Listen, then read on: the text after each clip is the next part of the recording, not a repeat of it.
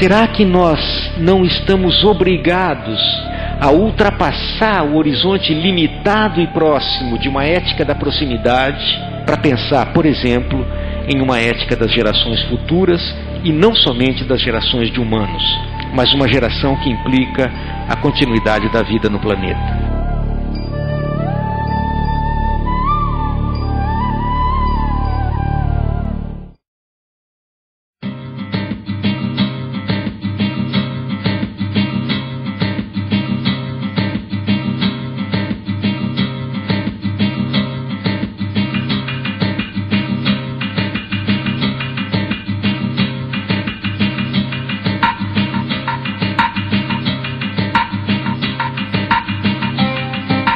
Realizado aos 19 de novembro de 2008, o Dia Mundial da Filosofia no Brasil foi um encontro entre filósofos, estudantes, artistas, educadores e todo o público interessado em adentrar o universo da filosofia.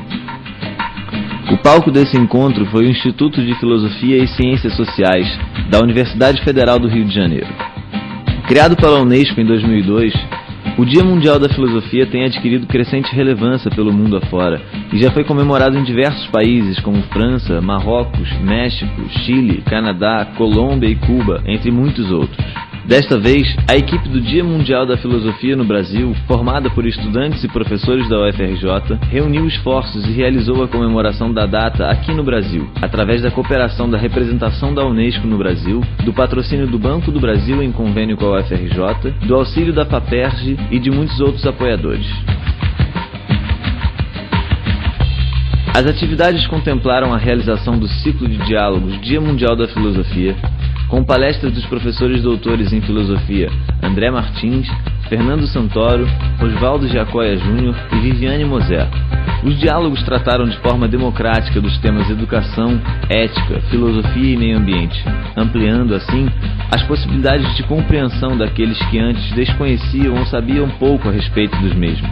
Um ponto inicial a compreender, que faz a dificuldade da filosofia para os que ignoram essa sua característica interna, é que toda filosofia é marcada por uma história.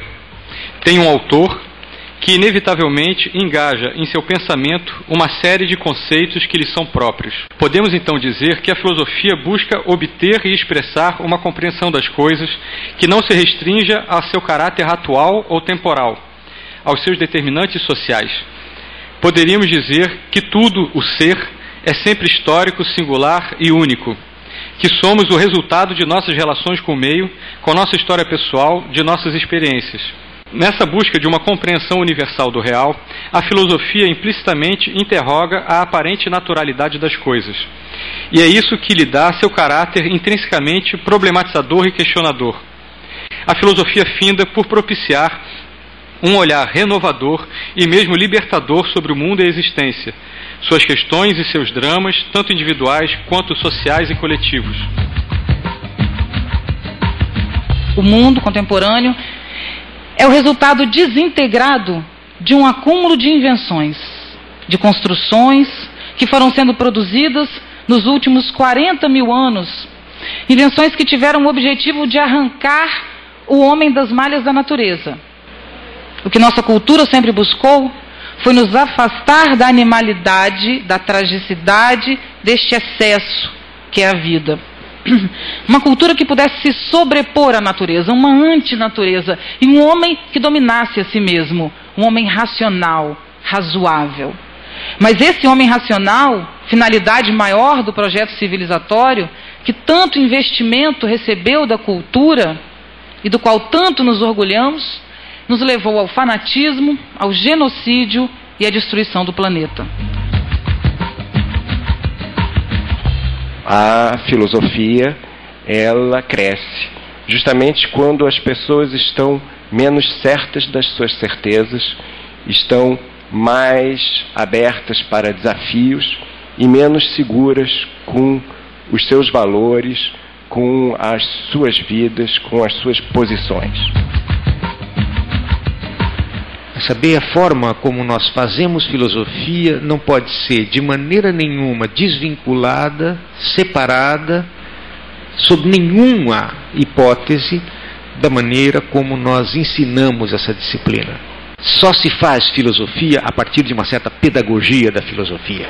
Isso desde que a filosofia foi inventada no Ocidente. A minha pergunta, tomando por base o diagnóstico do Paulo Margutti, é sobre se o próprio desenvolvimento interno da filosofia no mundo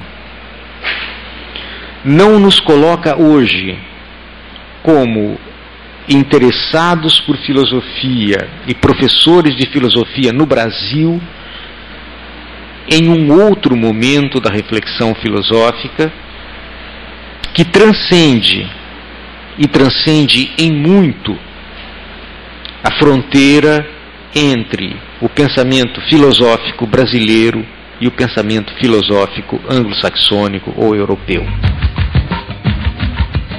À questão para que serve a filosofia, temos assim já uma resposta inicial. Ela serve para ver o mundo de outra maneira, para ajudar-nos a pensar por nós próprios.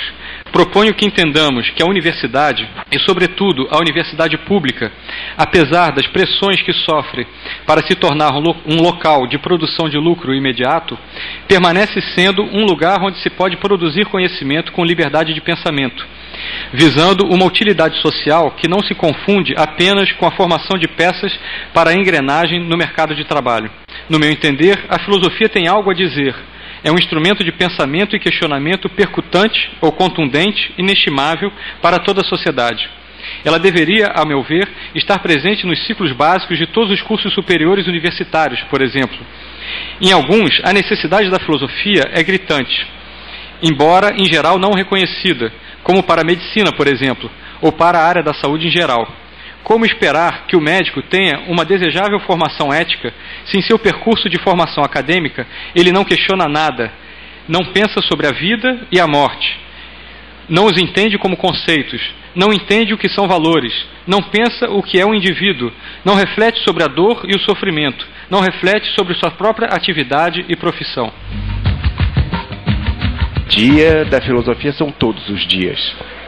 Todos os dias são dias da nossa tarefa filosófica de amantes do saber, de buscar cada vez mais a proximidade, a afeição ao saber. Mas uma coisa com certeza é fato: não dá mais para nossa escola se fundar no ensino. Ela tem que se fundar na aprendizagem. É preciso reconstruir uma sociedade menos desigual, ou não sobreviverá à sociedade. É preciso assumir o impasse que estamos vivendo. E é preciso ter coragem e clareza de perceber que a nova configuração de forças recoloca o retrógrado, o negativo, o destrutivo em lugares inéditos. Eu acho que todo mundo sabe de alguma maneira o que eu estou dizendo, por exemplo, considerando os últimos acontecimentos financeiros do mundo, etc. e tal. Existe sim uma brecha de atuação.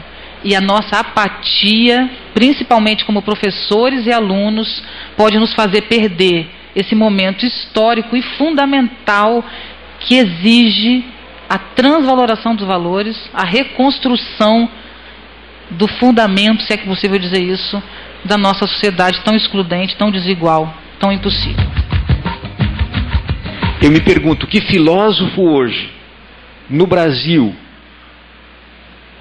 ou na Chechênia, desde que seja filósofo, no Burundi ou